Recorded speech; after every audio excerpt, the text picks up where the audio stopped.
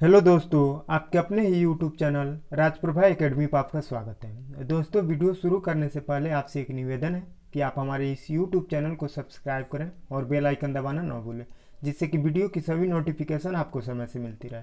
और आपके जितने भी व्हाट्सअप, फेसबुक, टेलीग्राम ग्रुप हैं उन पर शेयर करें ताकि वीडियो अधिक से अधिक लोगों तक पहुँच सके और वे इसका लाभ उठा सकें।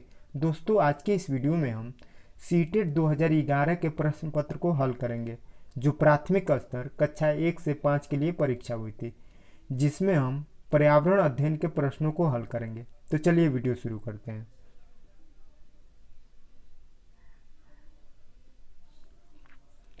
आज का हमारा पहला प्रश्न है, दत्त कार्य के संबंध में निम्नलिखित में से कौन सा कथन सही है। दत्त कार्य के संबंध में आपको सही कथन बताना है। तो इसका राइट आंसर हो जाएगा ऑप्शन डी। दत्त कार्य बच्चों को सूचना खोजने, अपने विचारों का निर्माण करने और उन्हें उच्चारित करने का अवसर प्रदान करता है। तो ऑप्शन डी हमारा राइट आंसर हो जाएगा। अगला प्रश्न है, पर्यावरण अध्ययन की कक्षा में सरल प्रयोग और निदर्शन किए जा सकते हैं। तो किस लिए किए जा सकते हैं? इसका राइट आंसर होगा ऑप्शन बी, बच्चों को स्वयं सीखने के योग्य बनाने और अवलोकन कौशल को पैना करने के लिए। तो यही हमारा राइट आंसर हो जाएगा। अगला प्रश्न है, दुर्गा एक गांव में रहती है और लकड़ी या गोबर के उपले का ईंधन इस्तेमाल करते हुए चूल्हे पर खाना पकाती है। पिछले 3 महीनों से उसे तेज खांसी आ रही है। इसका कारण हो सकता है। दुर्गा को किस कारण तेज खांसी आ रही है? तो इसका राइट आंसर हो जाएगा ऑप्शन सी, जलते हुए ईंधन से उत्पादित काला धुआं जो उसके श्वसन की नली में जमा हो गया होगा। तो ऑप्शन सी हमारा राइट आंसर हो जाएगा। अगला प्रश्न, एक विद्यालय ने राजस्थान जाने के लिए कक्षा 5 के बच्चों के शैक्षिक भ्रमण की योजना बनाई। भ्रमण के दौरान बच्चों से आपकी क्या आशा रहेगी या उम्मीद रहेगी?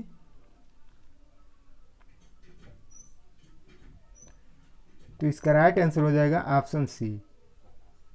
ऑप्शन सी क्या है हमारा?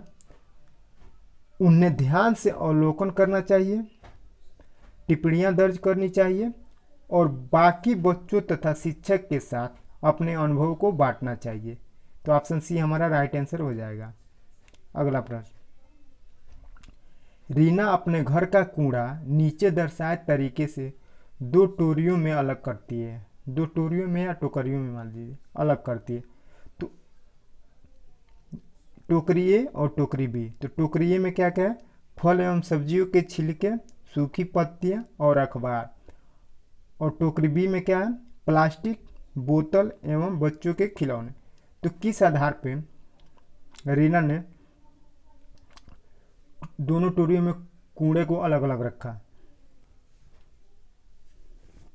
किस आधार पे? तो ऑप्शन देख लीजिए। तो इसका राइट आंसर हो जाएगा ऑप्शन बी, अपघटित होने वाले तथा अपघटित नहीं होने वाले। तो ऑप्शन बी हमारा राइट आंसर हो जाएगा, अपघटित होने वाले तथा अपघटित नहीं होने वाले। अगला प्रश्न, दोपहर के भोजन अवकाश के बाद पर्यावरण अध्ययन पढ़ाते समय आप यह पाते हैं कि बच्चे पाठ में रुचि नहीं ले रहे हैं। तो आप क्या करेंगे उस समय? बच्चे जब रुचि नहीं ले रहे हैं पढ़ने में तो आप क्या करेंगे?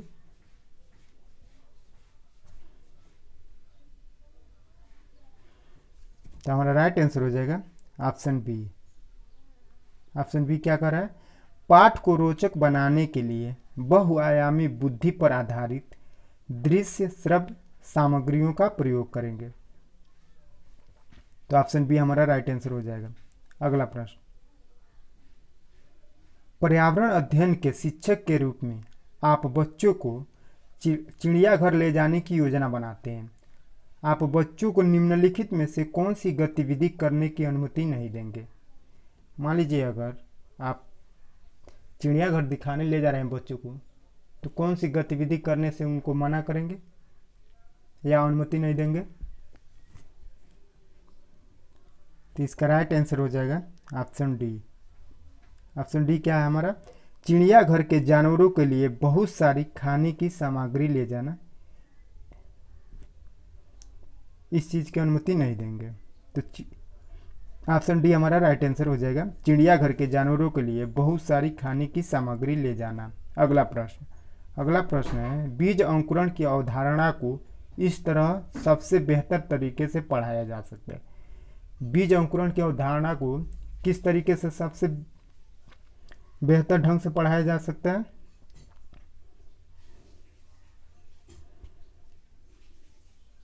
तो इसका राइट आंसर हो जाएगा ऑप्शन डी,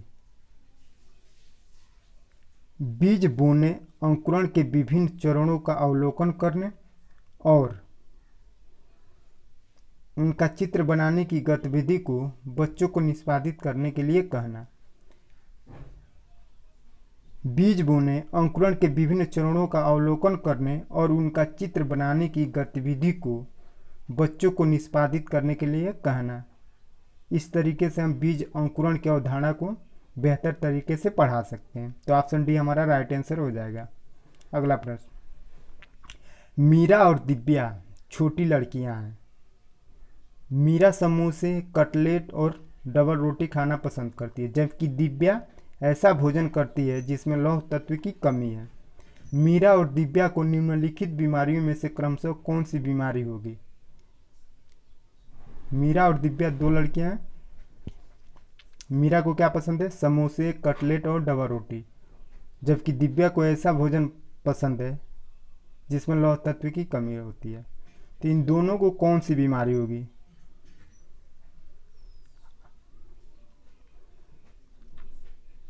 तो इसका राइट आंसर हो जाएगा ऑप्शन सी, मोटापा और एनीमिया।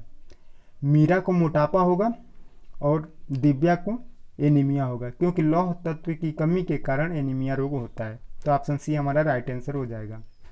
अगला प्रश्न, नींबू साधारण पानी में डूब जाता है लेकिन नमकीन पानी में तैरता रहता है, क्योंकि किस कारण से नींबू साधारण पानी में डूब जाता है और नमकीन पानी में तैरता रहता है? तो इसका राइट आंसर हो जाएगा ऑप्शन बी। ऑप्शन बी हमारा राइट आंसर हो जाएगा। नमकीन पानी का घनत्व साधारण पानी के घनत्व से अधिक होता है, इसी कारण से साधारण पानी में नींबू डूब जाता है लेकिन नमकीन पानी में तैरता रहता है। तो ऑप्शन बी हमारा राइट आंसर हो जाएगा। अगला प्रश्न, पके हुए चावल रेफ्रिजरेटर में अपेक्षाकृत लंबे समय तक परिरक्षित किए जा सकते हैं, क्योंकि? तो इसका राइट आंसर हो जाएगा ऑप्शन बी, कम तापमान पर रोगाणु निष्क्रिय हो जाते हैं। तो ऑप्शन बी हमारा राइट आंसर हो जाएगा। अगला प्रश्न, रक्त की जांच द्वारा किसकी उपस्थिति से मलेरिया की पहचान होती है? जब रक्त की जांच होती है तो किसकी उपस्थिति से मलेरिया की पहचान होती है? तो इसका राइट आंसर हो जाएगा ऑप्शन ए, लाल रक्त कोशिकाओं में मलेरिया परजीवी प्लाज्मोडियम के कारण पहचान की जाती है। तो हमारा राइट आंसर होगा ऑप्शन ए, लाल रक्त कोशिकाओं में मलेरिया परजीवी प्लाज्मोडियम के कारण। अगला प्रश्न, पर्यावरण अध्ययन की कक्षा में अवधारणाओं को स्पष्ट करने के लिए कविताओं और कहानी कथन का प्रयोग करना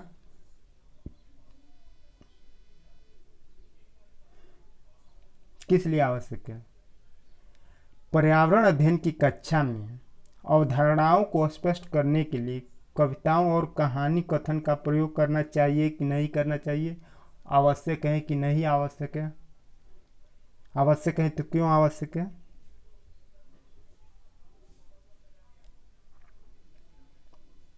प्रश्न क्या है हमारा, पर्यावरण अध्ययन की कक्षा में अवधारणाओं को स्पष्ट करने के लिए कविताओं और कहानी कथन का प्रयोग। तो ऑप्शन सी हमारा राइट आंसर हो जाएगा। ऑप्शन सी क्या है हमारा, स्थानीय एवं विश्व स्तर पर संसार की प्रकृति को खोजने और कल्पना करने की योग्यता का विकास करने में मदद करता है। इसलिए हमें कविताओं और कहानियों का प्रयोग करना चाहिए। तो ऑप्शन सी हमारा राइट आंसर हो जाएगा। स्थानीय एवं विश्व स्तर पर संसार की प्रकृति को खोजने और कल्पना करने की योग्यता का विकास करने में मदद करता है। अगला प्रश्न, किसके नेतृत्व में चिपको आंदोलन को बल मिला? किसके नेतृत्व में? Option A Sundarlal Bahuguna, option B है अमृता देवी बिश्नोई, ऑप्शन सी है मेधा पाटेकर और ऑप्शन डी है ए.के. बनर्जी। तो इसका राइट आंसर हो जाएगा हमारा ऑप्शन ए सुंदरलाल बहुगुणा। अगला प्रश्न, विटामिन ऐसे पदार्थ हैं जो, कैसे पदार्थ हैं विटामिन? विटामिन ऐसे पदार्थ हैं जो हीनताजन्य रोगों से बचाव के लिए थोड़ी मात्रा में आवश्यक है। तो ऑप्शन डी हमारा राइट आंसर हो जाएगा। हीनताजन्य रोगों से बचाव के लिए थोड़ी मात्रा में आवश्यक है। ऑप्शन डी हमारा राइट आंसर हो जाएगा। अगला प्रश्न, ग्रामीण क्षेत्रों में गाय के गोबर से झोपड़ी की दीवारों और फर्श को लीपा जाता है, क्यों? क्यों ग्रामीण क्षेत्रों में गाय के गोबर से झोपड़ी की दीवारों और फर्श को लीपा जाता है? तो इसका राइट आंसर हो जाएगा ऑप्शन ए कीटों को दूर रखने के लिए ग्रामीण क्षेत्रों में गाय के गोबर से झोपड़ी की दीवारों और फर्श को लीपा जाता है। तो ऑप्शन ए हमारा राइट आंसर हो जाएगा। अगला प्रश्न, एक किसान दानों को भूसे से अलग करना चाहता है, जिस प्रक्रिया से यह किया जा सकता है वह कहलाती है। किस प्रक्रिया से दानों को भूसे से अलग किया जाता है? तो इसका राइट आंसर हो जाएगा ऑप्शन सी। ऑप्शन सी हमारा राइट आंसर हो जाएगा। अगला प्रश्न,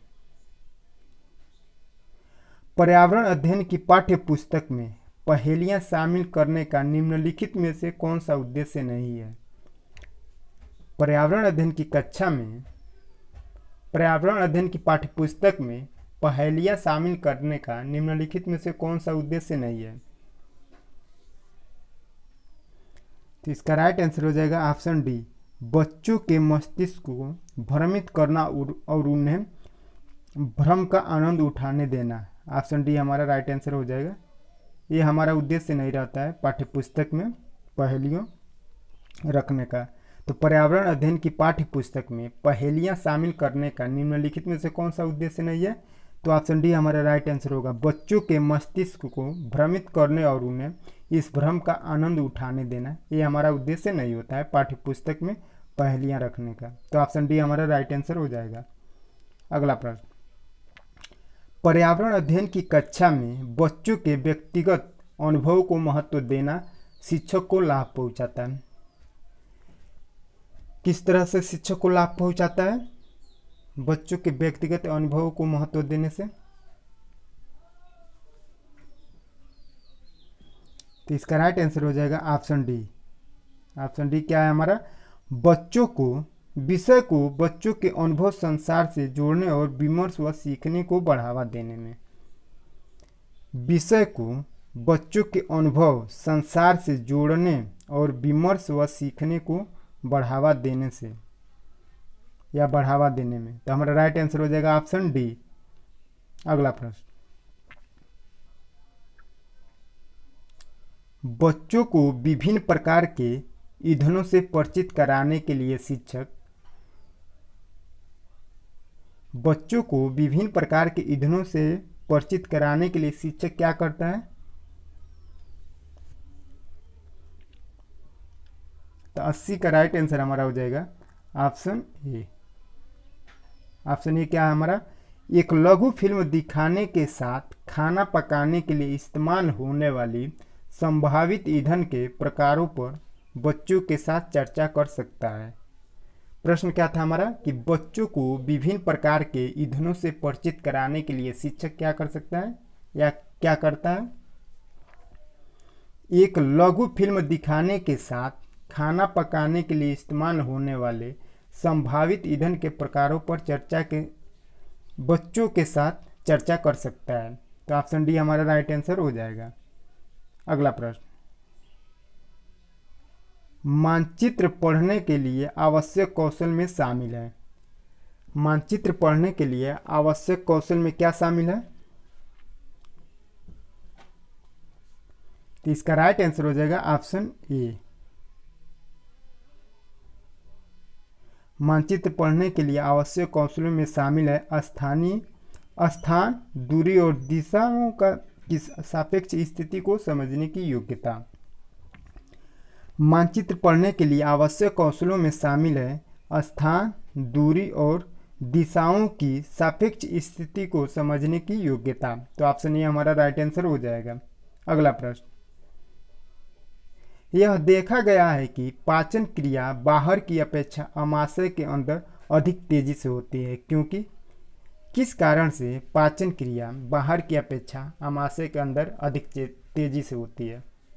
इसका क्या कारण हो सकता है? इसका राइट आंसर होगा ऑप्शन ए। आमाशय के अंदर भोजन का मंथन होता रहता है, जिससे उसकी सतह का क्षेत्रफल बढ़ जाता है और एंजाइम की क्रिया तेज हो जाती है। प्रश्न क्या था हमारा, एक बार और देख लेते हैं। यह देखा गया है कि पाचन क्रिया बाहर की अपेक्षा आमाशय के अंदर अधिक तेजी से होती है, क्योंकि आमाशय के अंदर भोजन का मंथन होता रहता है, जिससे उसकी सतह का क्षेत्रफल बढ़ जाता है और एंजाइम की क्रिया तेज हो जाती है। तो ऑप्शन ए हमारा राइट आंसर हो जाएगा। अगला प्रश्न, पर्यावरण अध्ययन की पाठ्य पुस्तक में रेलवे टिकट का एक नमूना दिखाने का आशय है। पर्यावरण अध्ययन की पाठ्य पुस्तक में रेलवे टिकट का एक नमूना दिखाने का क्या आशय है? तो इसका राइट आंसर हो जाएगा ऑप्शन ए। ऑप्शन ए हमारा क्या है? बच्चों को वास्तविक जानकारी से अंतःक्रिया करने का अवसर देता है, साथ ही अवलोकन की कुशलता का विकास करता है। तो हमारा राइट आंसर होगा ऑप्शन ए। अगला प्रश्न, निम्नलिखित कथनों में से कौन सा प्राथमिक स्तर पर पर्यावरण अध्ययन पढ़ाने का उद्देश्य नहीं है? निम्नलिखित में कौन सा उद्देश्य प्राथमिक स्तर पर पर्यावरण अध्ययन पढ़ाने का नहीं है? तो इसका राइट आंसर क्या होगा? तो इसका राइट आंसर हो जाएगा ऑप्शन डी। ऑप्शन डी क्या है हमारा? बच्चों पर आकलन के लिए शब्दावली और परिभाषाएं डालना। प्रश्न क्या था हमारा कि निम्नलिखित कथनों में से कौन सा प्राथमिक स्तर पर पर्यावरण अध्ययन पढ़ाने का उद्देश्य नहीं है? तो इसका राइट आंसर है ऑप्शन डी, बच्चों पर आकलन के लिए शब्दावली और परिभाषाएं डालना। यही हमारा राइट आंसर हो जाएगा। अगला प्रश्न, भैंस की पीठ पर अक्सर बगुला, जिसे अंग्रेजी में इग्रेट भी कहते हैं, भैंस की पीठ पर अक्सर बगुला पक्षी बैठा दिखाई देता है। ऐसा इसलिए होता है क्योंकि बगुला किस कारण से भैंस की पीठ पर दिखाई देता है? क्या कारण हो सकता है इसका? तो इसका राइट आंसर हो जाएगा ऑप्शन डी। ऑप्शन डी क्या है हमारा? भैंस की पीठ पर परजीवी कीट खाता है। बगुला इसलिए भैंस की पीठ पर बैठता है क्योंकि भैंस की पीठ पर परजीवी कीट खाता है, इसलिए बैठा रहता है। तो हमारा राइट आंसर हो जाएगा ऑप्शन डी। अगला प्रश्न, निम्नलिखित में से कौन सा प्राथमिक विद्यालय में पर्यावरण अध्ययन पढ़ाने का उद्देश्य निरूपित है? निम्नलिखित में से कौन सा प्राथमिक विद्यालय में पर्यावरण अध्ययन पढ़ाने का उद्देश्य निरूपित है? तो इसका राइट आंसर हो जाएगा ऑप्शन ए। ऑप्शन ए क्या है? विद्यालय में बच्चों के अनुभवों को बाहरी दुनिया से जोड़ना। तो ऑप्शन ए हमारा राइट आंसर हो जाएगा। अगला प्रश्न, क्वथन और वाष्पीकरण में अंतर है। क्वथन और वाष्पीकरण में क्या अंतर है?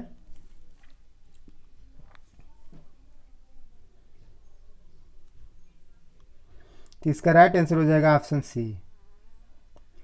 वाष्पीकरण किसी भी तापमान पर हो सकता है जबकि क्वथन नहीं।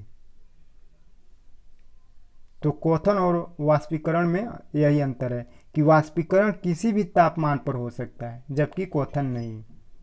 तो ऑप्शन सी हमारा राइट आंसर हो जाएगा। अगला प्रश्न,